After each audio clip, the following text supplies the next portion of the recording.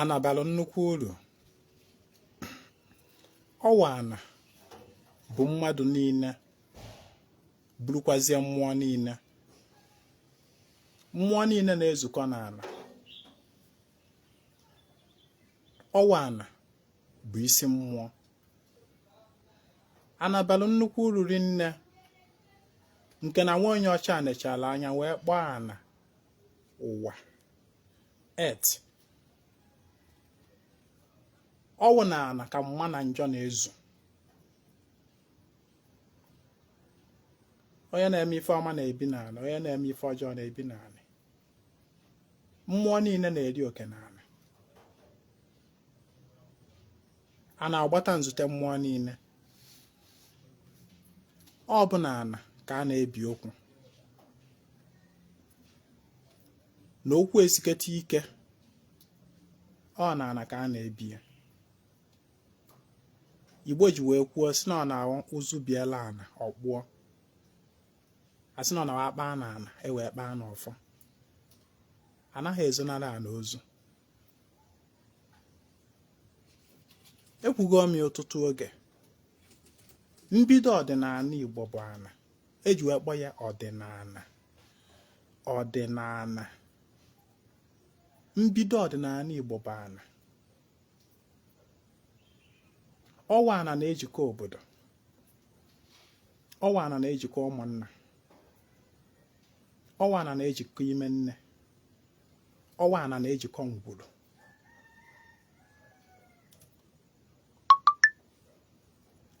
Obodo ọbụla ịbatanụ na ya, o nwere ike magha afọ na ogwugwu, o nwere ike magha afọ n'udo, o nwere ike magha afọ na arụsị nke ma arụsị nke ọzọ, mana ana ga-adị ya. Enwere ike kpọọ ya aja ana, enwere ike kpọọ ya iru ana, enwere ike kpọọ ya okwu ana. Ofu ife ahụ ka a na-ekwu okwu ya. It is about the earth, ana.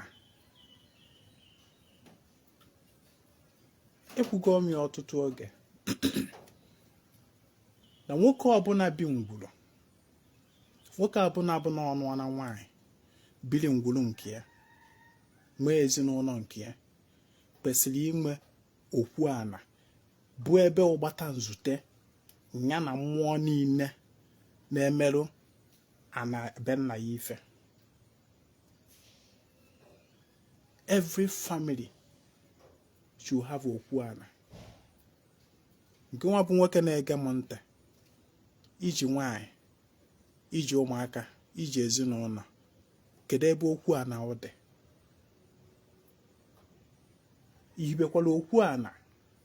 Na okwu ana ka ndị ichie na-anọ were aka ikpe.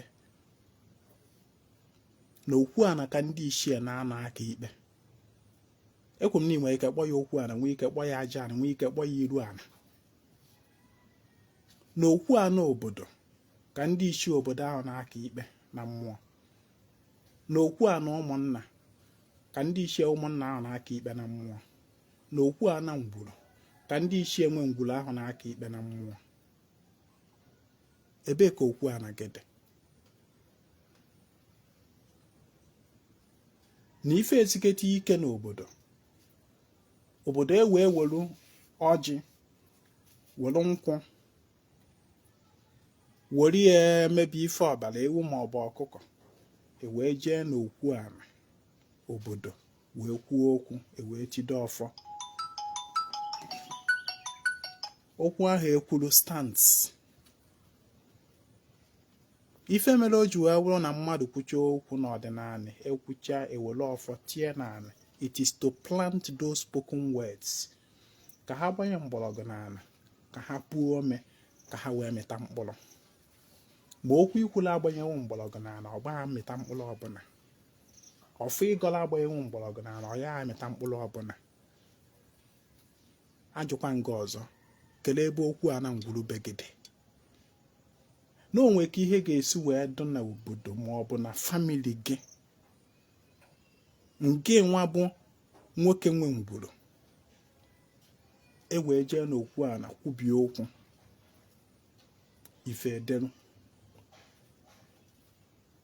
Ana m ada ekwusị ọtụtụ ife ndị mmadụ na-agbagharịrị eje na be dibịa. Dibịa ajụwawo na nke a na-eme, dibịa ife na-eme ada aga dibịa amoosu na-eso m, dibịa ọgwụ agwara agwọ na-eme nsogbu, dibịa mee nke a, dibịa mee nke a, dibịa wee sị ngwa weta ego ka emebie ọgwụ, ngwa weta ego ka ekeruwa aka ogheri, ngwa weta ego ka ekeruwa ọgbanuke, ngwa weta ego ka agbalụwa enwe ọnwụ, ngwa weta ego ka emerụọ nka, ngwa weta ego ka emerụọ nka. Nwanne, many of such cases can be settled on that okwu ana be gị. Ọ na-eme n'isi ngị nwa bụ the father of the house, ọ na-eme n'isi nwunye gị, ọ na-eme n'isi ụmụ gị, ọ na-eme in anywhere in the village. Those cases, those issues can be trashed in the okwu ana. Ọ bụ na ana ka ọ ya wee ruo akpọkọjuo mmụọ niile obodo ahụ ji wee biri, ma ọ bụ na okwu ana obodo. Ọ na okwu ana ka ọ ya eru akpọkọjuo mmụọ niile ụmụnna ahụ ji wee biri, ma ọ bụrụ okwu ana ụmụnna. Ọ na okwu ana ka ọ ya wee eru akpọkọjuo mmụọ niile ngwuru ahụ ji wee biri, ma ọ bụrụ okwu ana ngwuru. Issues will be addressed and trashed. Nwanne gee ntị ka m gwa gị, ị na-akwụ dibịa 350,000 ka o mebiere gị ọgwụ. Ị makwa na ultimately ọnwụ mmụọ na-emebi ọgwụ. O ji wee bụrụ na agwara ọgwụ n'isi m, na ọgwụ na agwara ọgwụ ka m ga na-akpata n'ego, ka ọ na-aghasasịrị m ife nke nwa n'ibia nwanụ ejeje ana ọ nọ na anụ ahụ egbe, ọrịa maka ahụ ọnwụ nke anụ whatever. Ọnwụ mmụọ na-emebi ọgwụ. Ultimately ọ bụla ọgwụ na-emebi ọgwụ. Most things most dibias do n'ihe gbasara imebi ọgwụ bụ n'ọnwụ ịgwọ ọgwụ ka e wee mebikwa ọgwụ. Check ọrụ ọbụla a na-alụ maka imebi ọgwụ, it is about ọgwụ ka e wee mebikwa ọgwụ. Even aja aka ogheri, ife meziri ya aja anọ na-eme ya ebupụ ya n'ama, mana check every the ingredient and the niile, ọgwụ pure ọgwụ dị ya bụ ife. Ma ana m agwa gị na ọ bụ mmụọ na-emebi ọgwụ, ọ bụla ọgwụ na-emebi ọgwụ.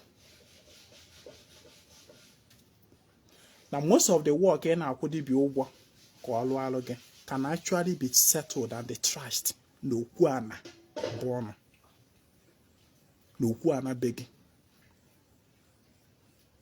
Nwanne, ọ bụrụ na ị nwee okwu ana dị ile, dị active, ị nwere ike iji naanị ọjị.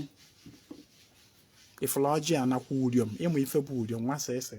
Ị nwere ike iji nje n'okwu ana mebie ọgwụ mmadụ gwọrọ n'isi gị. Onye a nwere ike wụ na o ji 5 million naira wee gwọdata ọgwụ ahụ. Ị nwere ike iji ofu mbụ ọjị na ofu mkpụrụ uriom jee n'okwu ana be gị mebie data ọgwụ ahụ, ọgwụ 5 million naira ahụ na ya n'iyi. These two material nwere command cost go up to 1,000 naira. Mana duto na ịmahọ, and duto na ị na-achọ onye ga-emerụ gị, and duto na ịhazilo be gị otu o kwesịrị ịdị. Ọnya mere ya eji wee jee ịkwụọ dibịa ụgwọ ka o mebiere gị ọgwụ. Na aka ogheri ma amoosu na-enye gị nsogbu, ị nwere ike ije n'okwu ana ga ka ikpe, ị ga rịpọtụ a case. Mmụọ niile wụ mmụọ nọ n'ana ahụ etinye ọnụ n'okwu, ma ndị ichie esetụlụ other case. Mana ịmahụ, ị na-agbagharị na be dibịa gbaa afa, dibịa na n'ife, dibịa cheki ife. A na-agba ya confusion. A na-agba anaghị na-abụ na-ebupụta ego, a na-alụ ọla, alụchakwa husa, alụchakwa nothing na ọ na-ebe na o ji ọwụ na ndị dibịa 100 alụọ na arụmọlụ na ụmụ nke m fụrụ ife. Nwanne, look inward, go and gaa hazie okwu ana be gị. Gaa hazie okwu ana be gị. Gị nwa bụ man of the house, family man nugoro nwanyị. Gaa hazie okwu ana be gị.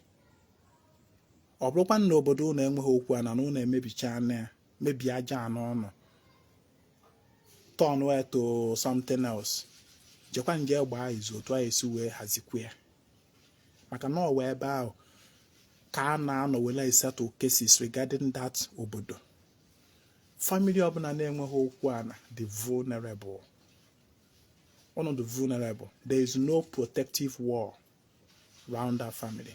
Okwu ana about the strongest protective wall you can have around your family.